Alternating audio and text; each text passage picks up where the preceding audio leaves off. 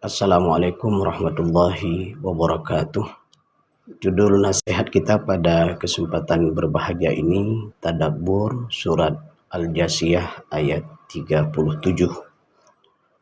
Allah berfirman, Walahul kibriya'u fis samawati wal ard wa huwal azizul hakim. Yang artinya, dan hanya miliknya lah segala kebesaran di langit dan di bumi. Dialah yang maha perkasa, lagi maha bijaksana. Mari kita lihat munasabah atau hubungan surat Al-Jasiyah ayat 37 dengan ayat-ayat sebelumnya.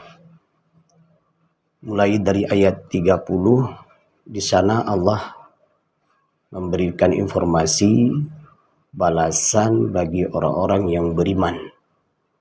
Sementara ayat 31 sampai dengan 35 ancaman Allah bagi orang-orang kafir. Kemudian pada ayat 36 adalah perintah Allah untuk memuji kepadanya, agar hamba memuji Allah Subhanahu wa ta'ala. Maka Allah Subhanahu wa ta'ala menutup surat ini dengan menjelaskan mengapa hanya Allah yang berhak dipuji.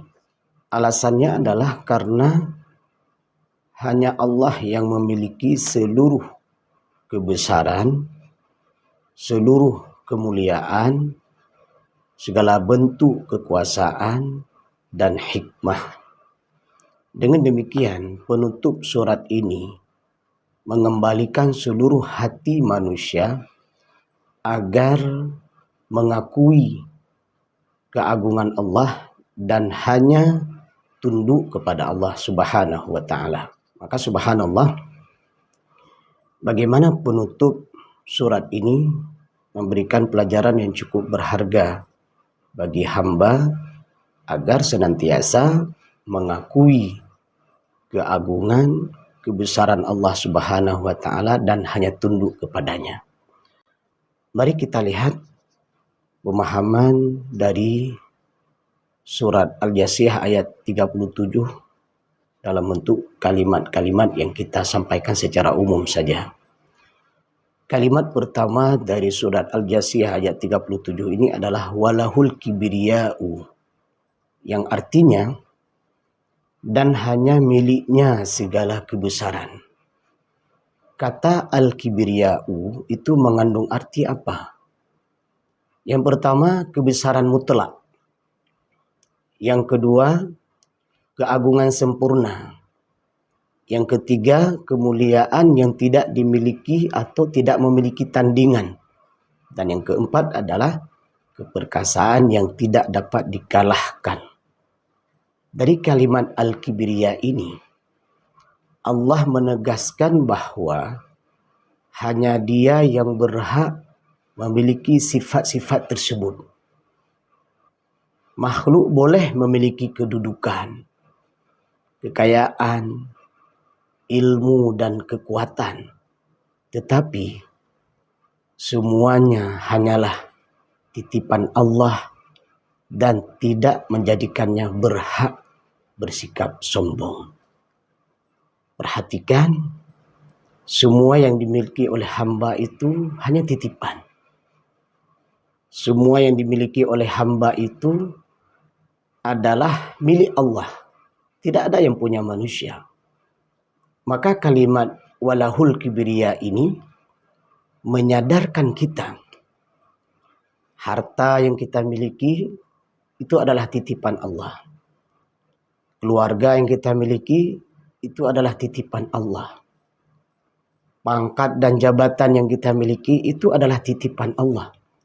Allah titip kepada kita agar semua itu menimbulkan sifat tawadhu kita. Hanya Allah yang kita agungkan, sekaligus dengan semua yang Allah titipkan kepada kita itu jangan menjadi sombong. Itu makna walahul kibriya'u. Kalimat selanjutnya adalah fis samawati wal ard. Jadi kekuasaan Allah itu, milik Allah itu apa yang ada di langit dan di bumi. Apakah makhluk yang terlihat seperti manusia, binatang, dan lain-lainnya, atau makhluk yang tidak terlihat oleh manusia, malaikat, jin, dan lain-lainnya. Termasuk yang terlihat juga adalah gunung, laut, matahari, dan planet. Seluruh makhluk itu semua harus kita fahami berada di bawah kekuasaan Allah Subhanahu wa ta'ala. Tidak ada satu makhluk pun yang dapat keluar dari kekuasaannya. Kalimat selanjutnya adalah wahuwal azizul hakim. Dialah yang maha perkasa. Nama Allah Al-Aziz mengandung makna tidak pernah dikalahkan. Lihatlah banyak hasil yang telah dibuat oleh manusia.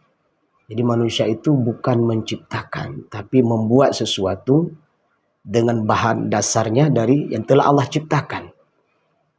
Katakanlah manusia bisa membuat kain. Maka pertanyaannya adalah, dari mana bahan membuat kain? Tentu kita akan menjawab, bahan dasarnya, bahan bakunya itu adalah ciptaan Allah Subhanahu wa ta'ala. Kain dibuat dari benang, dari pohon-pohon tertentu. Dan pohon tersebut adalah ciptaan Allah. Katakanlah manusia bisa membuat mobil, bukan menciptakan, tapi membuat. Dari mana bahan dasar membuat mobil tersebut? Apakah yang namanya besi, karet, plastik, dan seterusnya?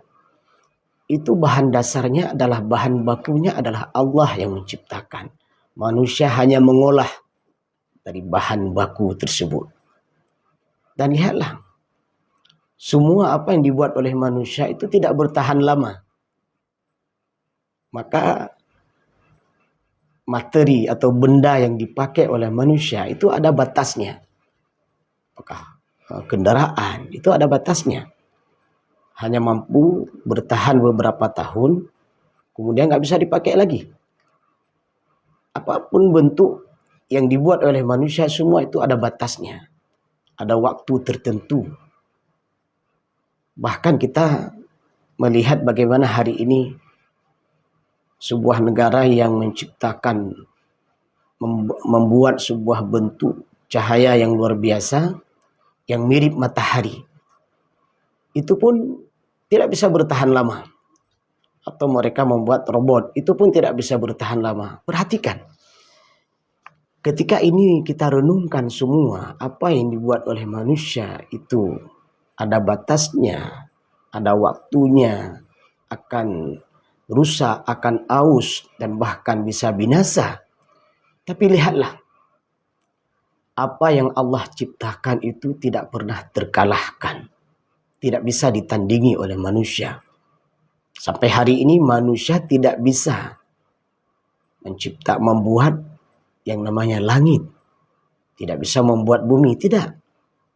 Justru manusia bernaung di bawah langit dan berpijak di atas bumi. Sampai hari ini tidak ada seorang profesor manapun yang bisa membuat mirip seperti bumi. Nggak ada. Termasuk yang kita sampaikan tadi adalah mereka mencoba membuat matahari tandingan, tetapi tidak mirip.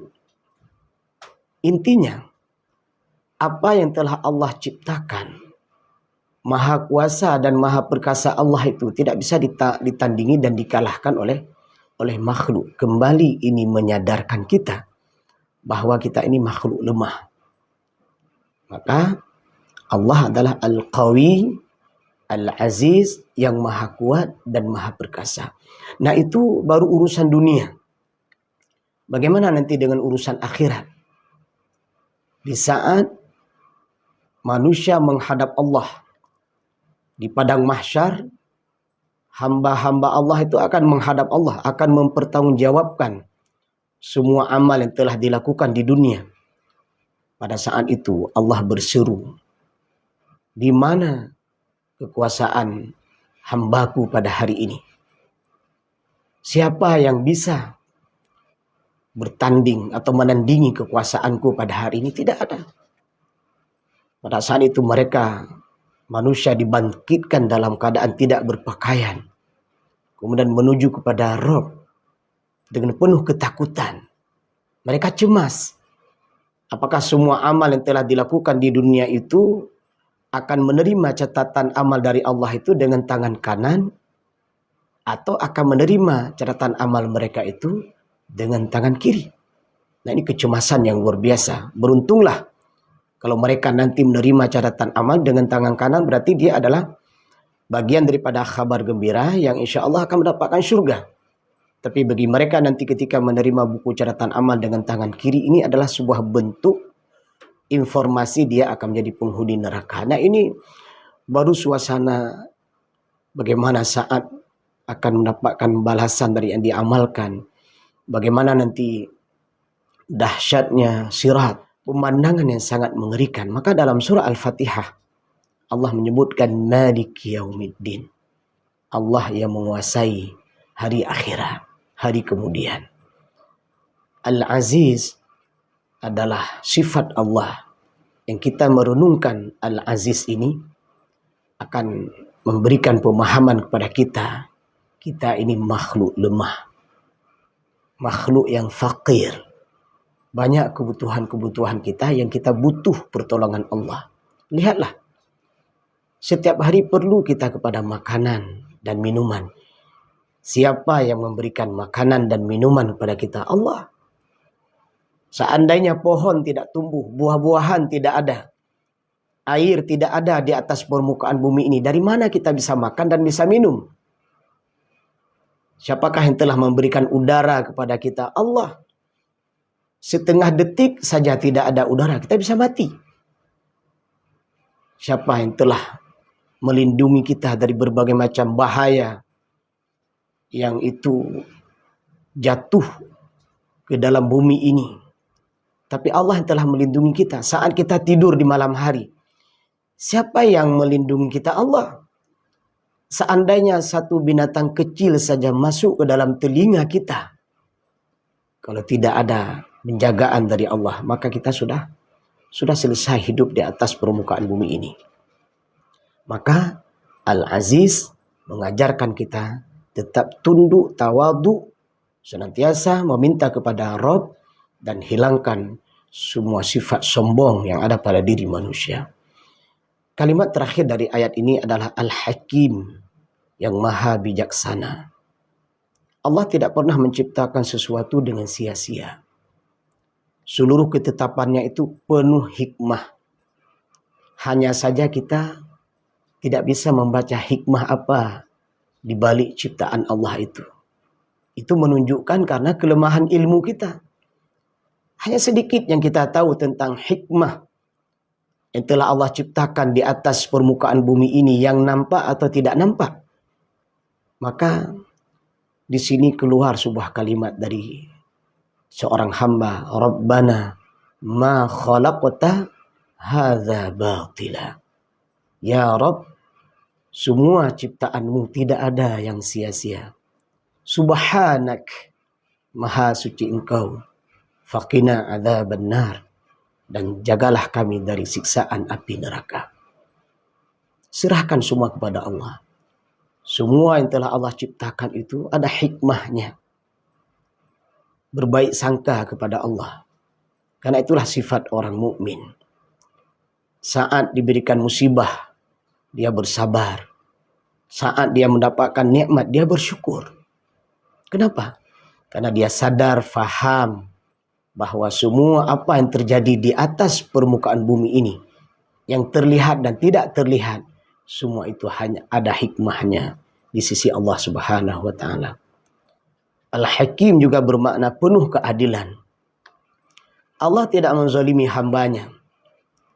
Allah telah memberikan fasilitas yang terbaik hidup di atas permukaan bumi ini.